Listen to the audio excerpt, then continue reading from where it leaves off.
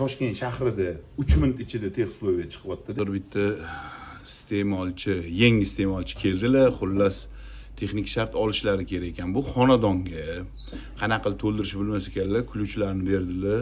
Yonimda o'tiribdilar, o'zlari ana videoga tushish xohlamadilar. Mana hamma narsani yozasizlar. Mana xonadonga degan joyi belgilaysizlar. Произвольный любое число qo'yiladi.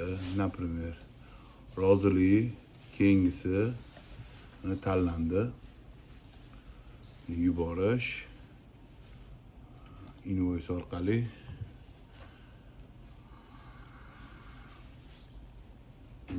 orqali tanladik.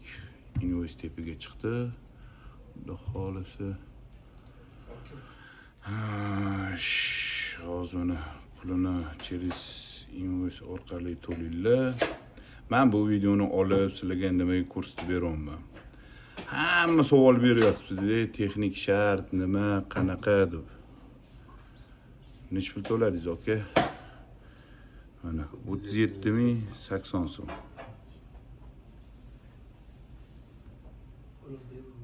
Mana to'landi. Bugungi chislo va soatini eslab qolinglar. 17:47 5-iyun. 5-iyun.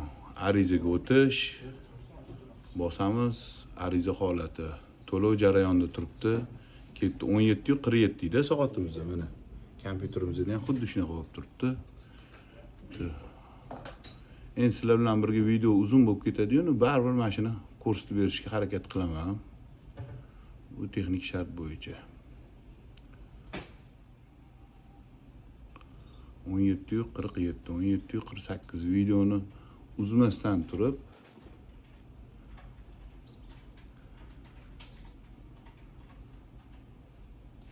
ko'rsatib beramiz.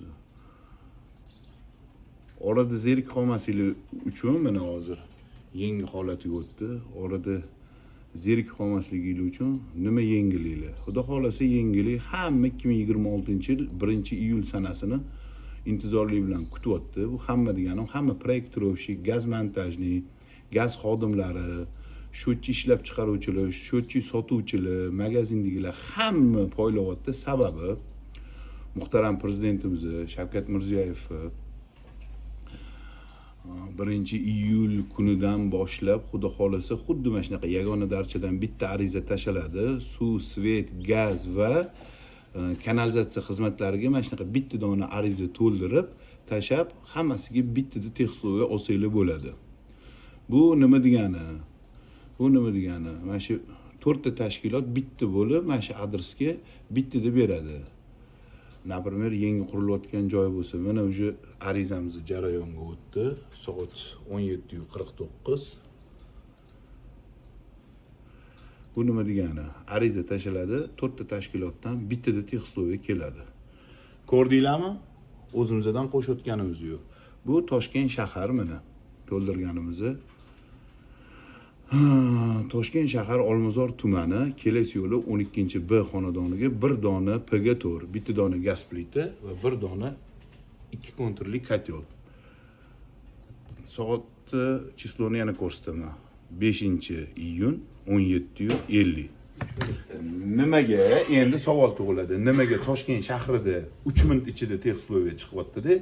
Butun O'zbekistonning boshqa viloyatlarida har xil bahona, har xil vajlar bilan texslovga chiqarishmayapti.